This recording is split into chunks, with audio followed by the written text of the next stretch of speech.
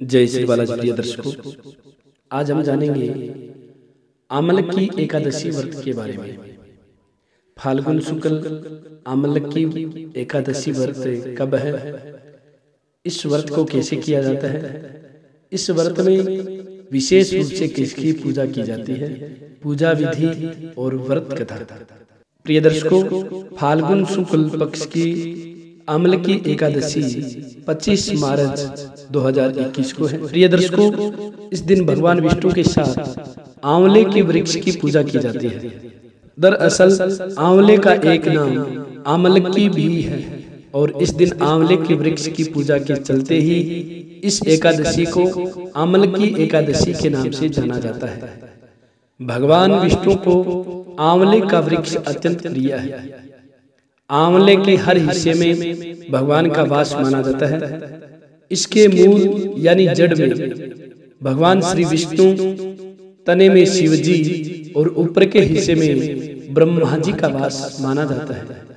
साथ ही इसकी टहनियों में मुनि देवता, पत्तों में वसु, फूलों में मरुदगण और इसके फलों में भी सभी प्रजापतियों का निवास माना जाता है। प्रिय दर्शकों, अब हम आमल की एकादशी की पूजा विधि जानते हैं।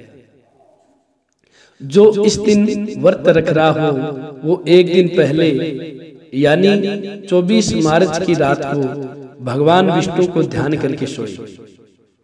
दूसरे दिन सुबह जल्दी सभी कामों से निवृत्त होकर पूजा स्थल पर भगवान विष्णु की प्रतिमा या फिर मूर्ति को रखें। इसके बाद प्रतिमा के सामने हाथ में तिल, कुश, सिक्का और जल लेकर संकल्प करें कि मैं भगवान विष्णु की प्रसन्नता एवं मोक्ष की कामना से आमल की एकादशी का व्रत रखता हूँ या रखती हूँ। मेरा यह व्रत सफलता पूर्वक पूरा हो, इसके लिए भगवान श्री हरि मुझे अपनी शरण में रखे। इसके बाद भगवान विष्णु की षोडशोपचार पूजा करें, फिर आंवले के वृक्ष की पूजा करें। इसके लिए सबसे पहले वृक्ष के चारों ओर की भूमि को साफ करें और उसे गाय के गोबर से पवित्र करें। पेड़ की जड़ में एक वेदी बनाकर उस पर कलश स्थापित करें। इस कलश में देवताओं, तीर्थों एवं सागर को आमंत्रित करें, उनका आवाहन करें।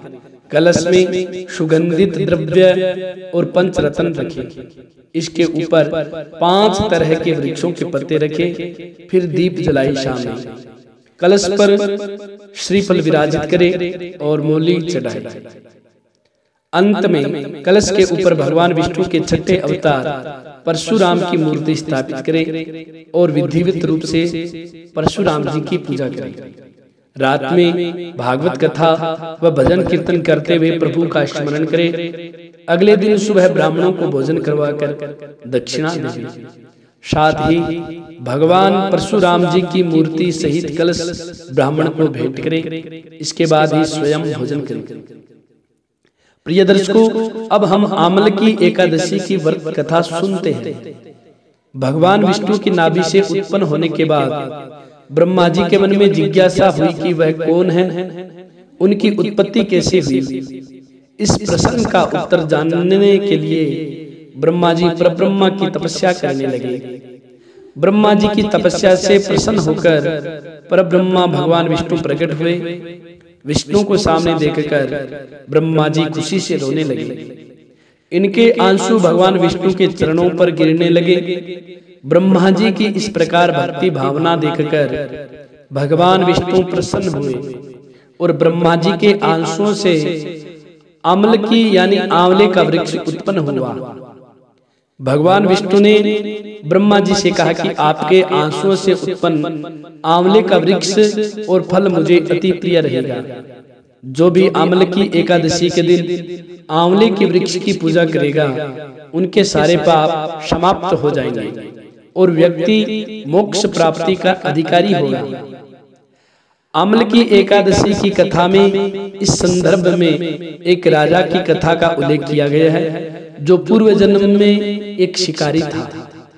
एक बार आमल की एकादशी के दिन जब सभी लोग मंदिर में एकादशी का व्रत करके भजन और पूजन कर रहे थे, तब मंदिर में चोरी के उद्देश्य से वह मंदिर के बाहर छुपकर बैठा रहा।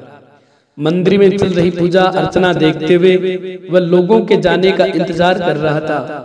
अगले दिन सुबह हो जाने पर शिकारी घर चला गया। इस तरह अनजाने में शिकारी से आमले की एकादशी का व्रत हो गया। कुछ समय बाद शिकारी की मृत्यु हुई और उसको जन्म राज परिवार में हुआ। प्रिय दर्शकों, अगर आप सभी को यह कथा अच्छी लगी हो तो आप इस वीडियो को, इस कथा को ज्यादा से ज्यादा शेयर अवश्य करें। हमारे से जुड़े रहने के लिए हमारे चैनल को जरूर सब्सक्राइब करें। लेटेस्ट अपडेट पाने के लिए बेल के आइकन को दबाएं। प्रिय दर्शकों, सनातन धर्म में जितने भी व्रत त्योहार होते हैं उन सभी व्रत त्योहारों की कथा, उन सभी व्रत त्योहारों के मुहूर्त इस रामदूत एस्ट्रो चैनल पर अपलोड किए जाते हैं। तो आप सभी से पुनः निवेदन करता हूं, आप हमारे से जुड़े रहने के लिए हमारे चैनल को जरूर सब्सक्राइब करें। जय श्री बालाजी, जय श्री राधे।